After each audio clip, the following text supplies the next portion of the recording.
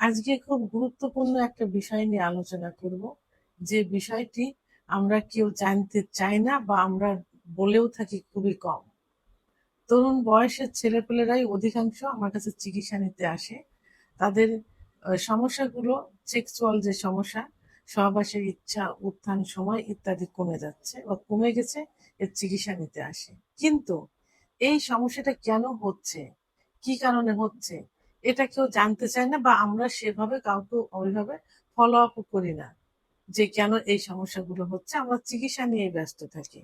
দেশের এবং প্রবাসের ভাই বোনদের প্রতি সালাম।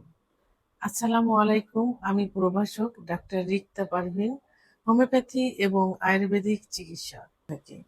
তা আমার মনে হয়েছে যে এই চিকিৎসা দেওয়ার আগে কেন এই সমস্যাটা হচ্ছে সেই বিষয়ে মনে হয় সচেতন করে দেওয়াই মনে হয় উচিত। কারণ এই রোগীগুলোর বয়স অধিকাংশ ক্ষেত্রে দেখা যায় 25-এর থেকে 40-এর মধ্যে বেশি থাকে। এরপরেও তারা আসে, তারা অরিজিনাল যৌন সমস্যা নিয়ে আসে। আর এই বয়সে যে ছেলেপেলে, যে তরুণ বয়সের ছেলেগুলো আসে, এরা তাদের দৈনন্দিন জীবনের কিছু সমস্যার কারণে এই সমস্যার সম্মুখীন হয়। তা আমার মনে হয় যে এই সমস্যাগুলো যদি না করে থাকে, তাহলে এটা খুবই কম হবে, এই সমস্যাটা খুবই কম হবে। তো আসলে যৌন শক্তি কেন কমে যাচ্ছে, এটা হলো আজকে আমি এই বিষয়ে আলোচনা করব। যৌন শক্তি বা সহবাসের মূলত পুরুষাঙ্গ শক্ত বা সহবাসের সময় বেশি পাওয়ার উপরে নির্ভর করে না। এটা নির্ভর করে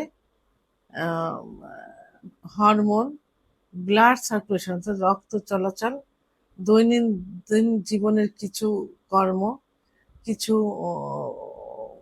খাদ্যাভ্যাসের অভাব ইত্যাদি কারণে এই সমস্যাটা হয়ে থাকে। তো এখন যে বিষয়ের কারণে সমস্যাগুলো হয়ে থাকে সেই বিষয়গুলো আমি একে একে সুন্দরভাবে বুঝিয়ে বলবো। প্রথম যে কারণ, সেই কারণটা হলো এখনকার দিনের ছেলেপেলেগুলা, অর্থাৎ ইয়ং বয়সের ছেলেগুলা বেশি রাত জেগে থাকে বা পর্যাপ্ত পরিমাণ ঘুম হয় না। তারা দেখা যায় যে রাত 2টা, 3টা, 4টা পর্যন্ত জেগে থাকে। জেগে তারা এখন যে টাচ ফোন, মোবাইল দেখে, ভিডিও দেখে, বিভিন্ন গেম খেলে, বিভিন্ন অনুষ্ঠান দেখে ইত্যাদি করে থাকে। এখন রাত রাত জাগলে কি ক্ষতি হয়? পুরুষের মেন যে হরমোন, টেস্টোস্টেরন হরমোন, যে হরমোনের উপরে নির্ভর করে পুরুষের সেক্সুয়াল লাইফ, অর্থাৎ সহবাসের ইচ্ছা, উত্থান সময়, সবকিছুই কিন্তু নির্ভর করে এই টেস্টোস্টেরন হরমোনের উপর। এটা একটা ইঞ্জিনের মতো।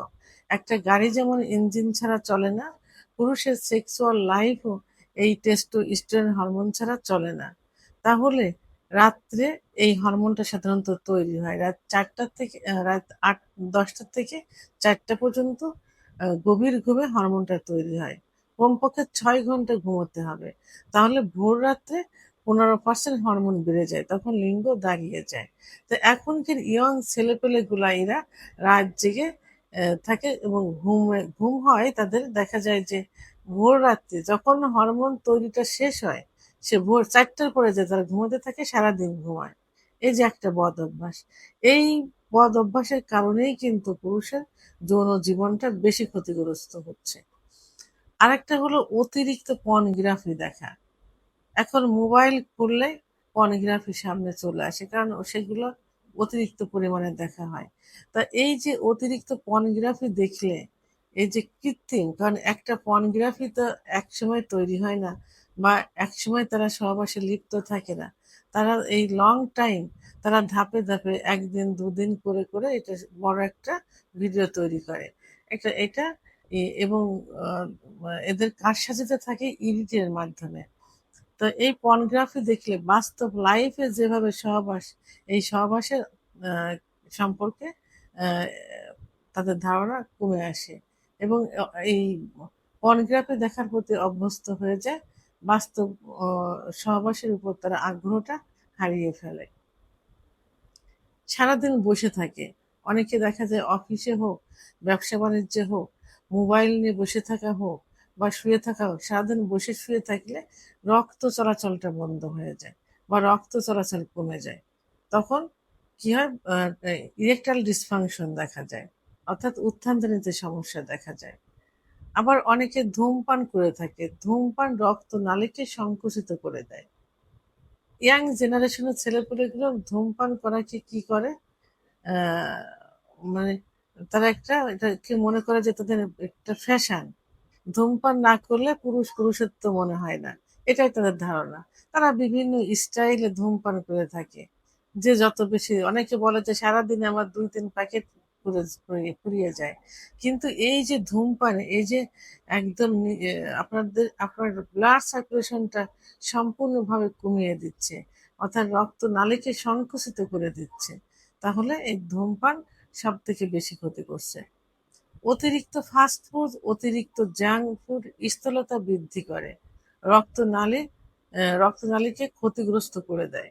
অনেকে অধিকাংশ ক্ষেত্রেই এখন দেখা যায় যে আহ, বাসায় অনেকে রান্না করতে চায় না, ছেলেপুলেগুলো বাসায় খাওয়া দাওয়া করে না, তারা বাইরের থেকে অর্ডার করে খাবার নিয়ে আসে, অথবা বাইরে গিয়ে তারা খাচ্ছে, ফাস্ট ফুড খাচ্ছে, জাঙ্ক ফুড খাচ্ছে। এইগুলো স্থূলতা বৃদ্ধি করে দেয়, এগুলো অ্যাভয়েড করতে হবে।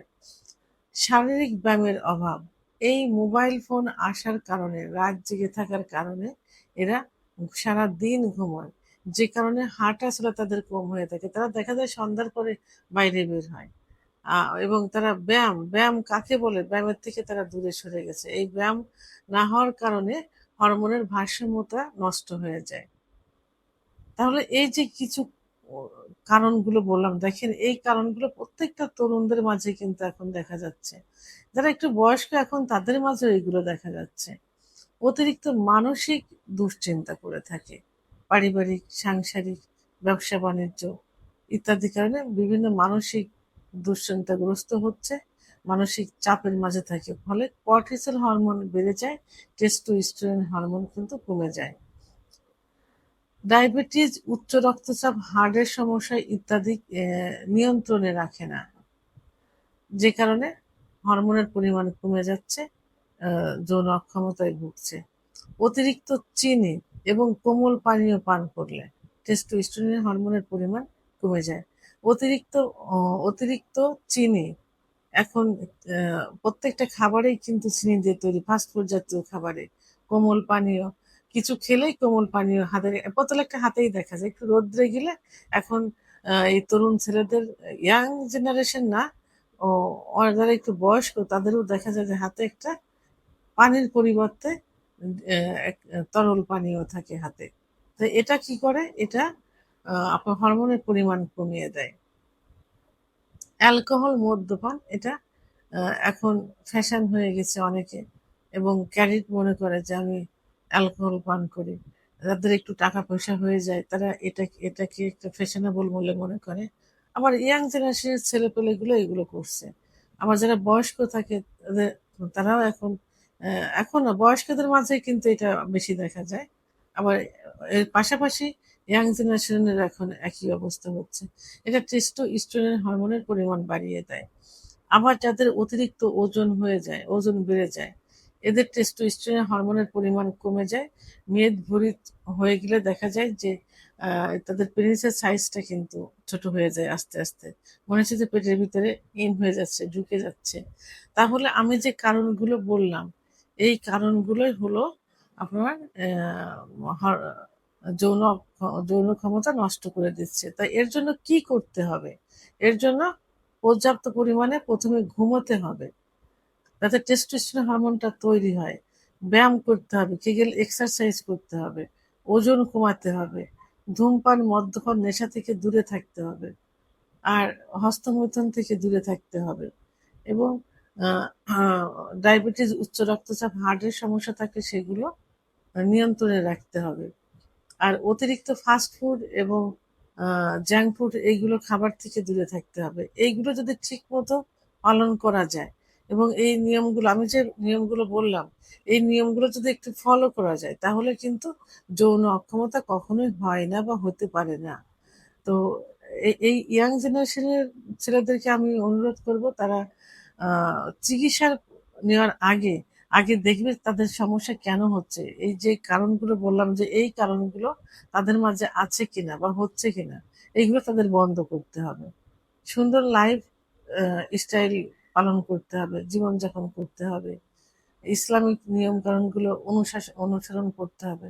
তাহলে এই সমস্যা এই যে যে সমস্যা, এই সমস্যা থেকে দূরে থাকা যাবে। লাইফ স্টাইলটা ঠিক করলে আপনার সেক্সুয়াল লাইফটা ঠিক হয়ে যাবে ইনশাল্লাহ। ভিডিওটি সম্পর্কে যদি কোনো মতামত থেকে থাকে অবশ্যই কমেন্টসের মাধ্যমে জানাবেন। আর ভিডিওটি ভালো লাগলে লাইক, কমেন্ট, সাবস্ক্রাইব করে আমার সঙ্গে থাকুন। আল্লাহ হাফেজ।